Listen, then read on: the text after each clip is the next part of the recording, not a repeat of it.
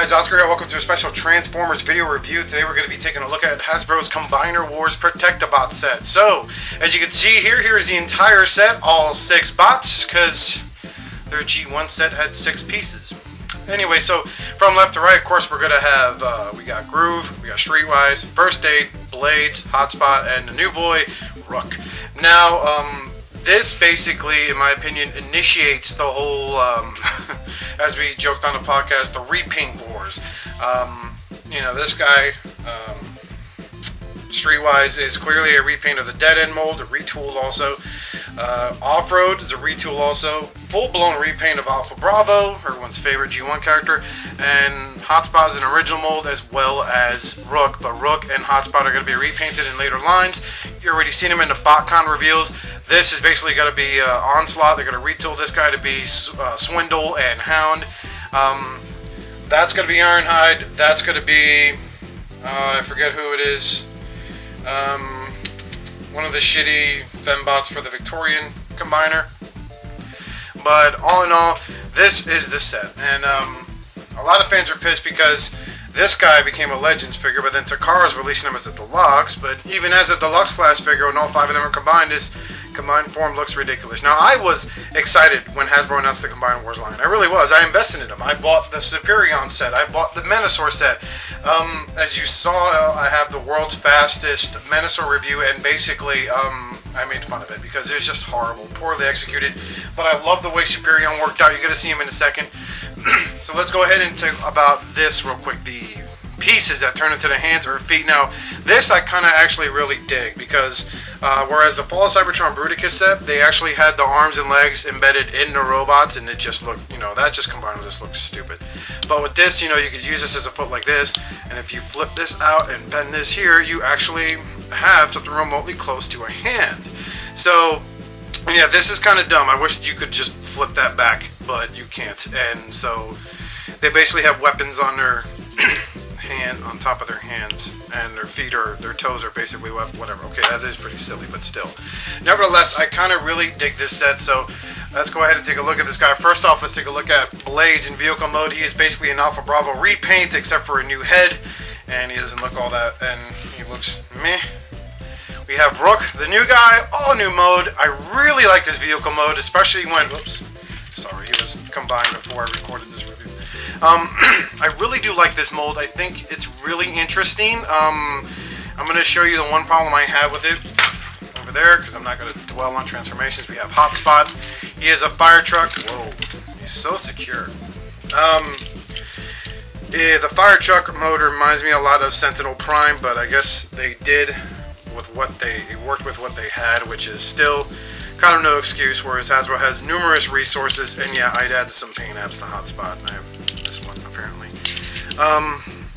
On the other side, too. But, they could have done better. They really could have. Put him over the side. Of course, we have my favorite of the set, First Aid. Mostly because the vehicle mode is pretty radical. I really dig it. It's really unique in design, and I think this would make a better Ironhide rather than them just repainting the off-road mold red with a yellow stripe. This would make a better Ironhide for the upcoming release, but whatever. I'm getting TFC Ironhide because that looks solid. Underneath, of course, you see a robot tucked away, and we have Streetwise, which kind of folds away rather neatly. So one thing I give the Dead End mold a lot of credit. You know, I kind of wish it had feet. You know, you just got these little stubs right here. Would not have killed them to make this something that flips out, but it does not. It is just there. But either way, it's a sweet vehicle mold, and it's good if you are collecting a Prowl's Gestapo. As you can see, I added some paint apps here. A little bit to the headlights, then to the tires. I still need to catch up on the rims there.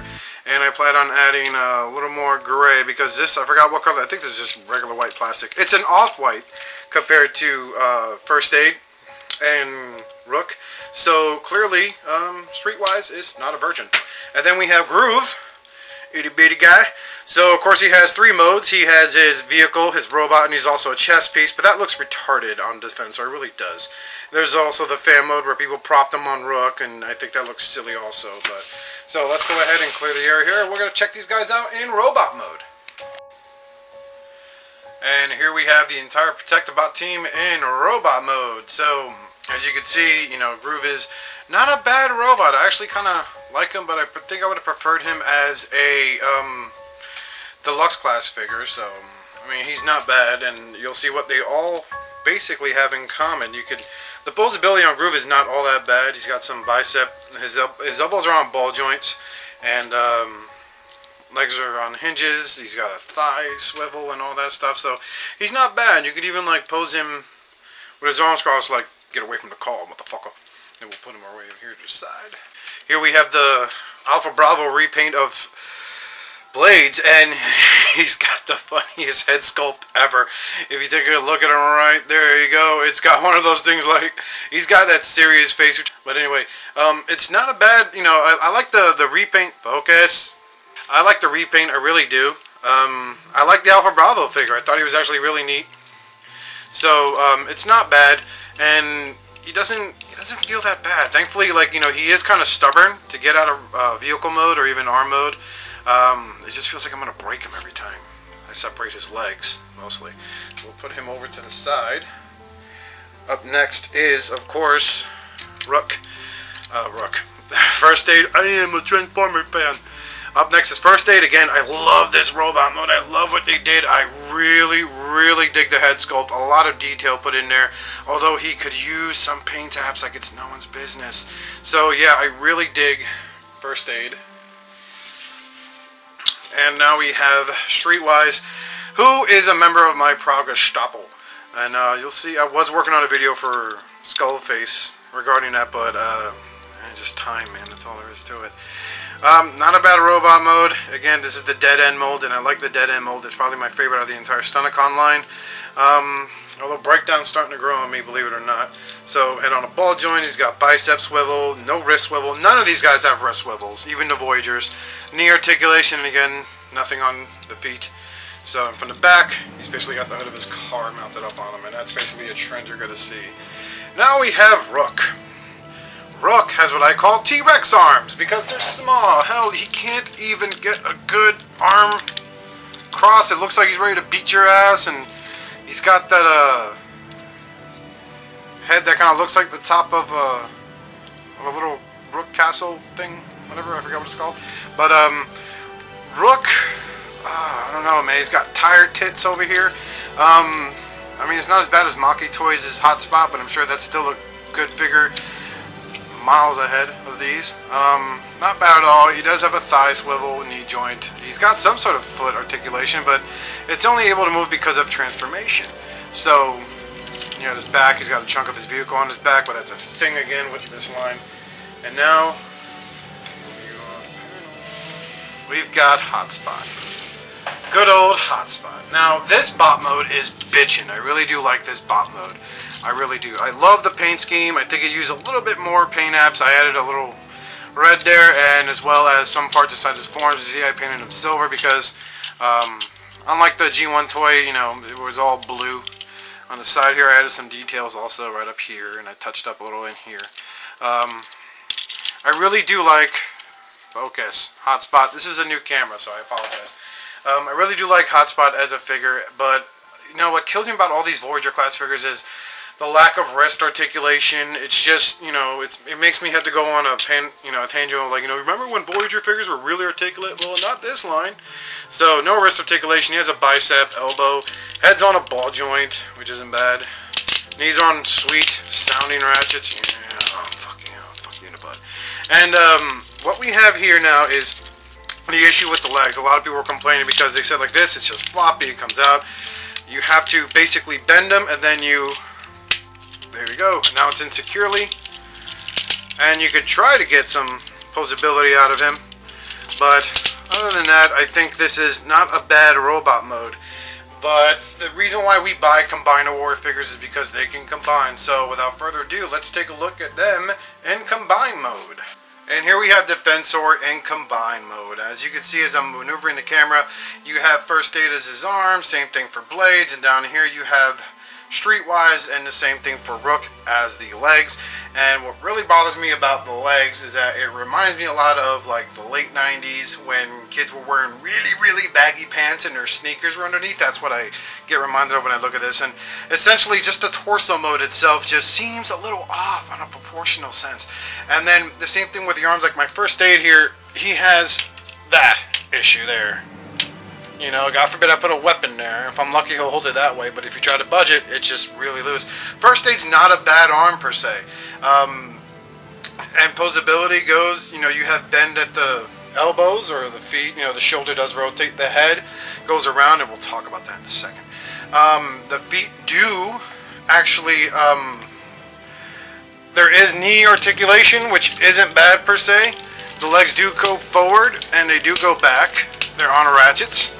And then, you know, you can bend his legs like that. Focus. Look at new cameras, man. Although using a black background was not a good idea for something like this. But in the end, I think as a combiner figure, this Defensor does kind of come up short on it. And, you know, if you are a fan of this figure, that's great. But for me, I'm really not a fan of it. Groove does turn into the chest piece, but he just kept falling off. It's almost as bad as fucking Blackjack. So I have his guns propped up on the back, which is... another problem is if you try to move the arms, the chest shield here does come undone. It's held on by pegs. And let's talk about the face. Here's my problem with the face. It looks like...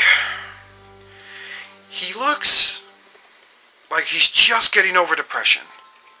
And, you know, that's kind of my issue with him. I mean, it just, aesthetically, it's not pleasing. I own the TFT Prometheus, and I love the way he looks in combine mode. But this is, it's kind of hurtful. Even if you change up the way things are set up, you try to make, if you try to make First Aid and Blaze the legs, and you try to make Groove and Rook, Streetwise and Rook, the arms, it still doesn't pay off. And the way the guns are set up in the back, that's how everyone basically knew you're going to get a Combaticon set out of this mold. This was going to be your Onslaught. But let's go ahead and just throw them in here for the sake of size comparisons. Here is the Hasbro Superion set with the Perfect Effect add-on. That's why he's about a head taller than Defensor. And this is my favorite set of the entire Combiner Wars series so far, and this is where I'm stopped. I'm no longer investing in them, but this is what I really like. Even though they milked the shit out of the Silverbolt mode, the Silverbolt mold, they just literally just went bananas with doing repaints on him. Especially the one that turned me off the most was that Scatter Shot. But whenever I was purchasing these, I was basically putting them up against my G1 Seacon set, Piranacon. Now, what's funny about this is because what I love so much about this set, it's not my holy grail. My holy grail is my G1 Predaking. But what I love about this set in particular is that there's actually one guy dedicated to being the fucking gun. And that, to me, that was like so awesome when I first saw it when I was a kid that I had to buy. This is the reissue set that BVTS had for a while, and I bought him when he was on clearance for like 30 bucks, I think. So, I mean, it was not a bad investment. I still have fun messing with this guy in his individual modes, in their alt modes, and in combined mode. You know, so in the end, if I had to give a score, and here's my new scoring system for the next few months until the hype for this movie dies down, is, you know, as a combined Defensor mode, Defensor gets 2 Paul Rudds out of 10. That's all it is. And for when it comes to the robot modes, it's like 5 Paul Rudds out of 10. And alt modes, it gets a 6 Paul Rudds out of 10 because they are fun alt modes. They are cool looking, except for Hotspots. You know, that's what really hurts it is Hotspots Wannabe Sentinel Prime fire truck. So until then, remember, this is Oscar Alonzo telling you have a nice day somewhere else and love your G1 collection. Give it the respect it deserves. And hey man, you got a cigarette? You ain't got a cigarette? Fuck your ass up. I ain't playing, motherfucker. I'm the best. I'm here to pick up my medication, Defensor. What? My health insurance won't cover it? Damn it. Okay. I'm complacent. So...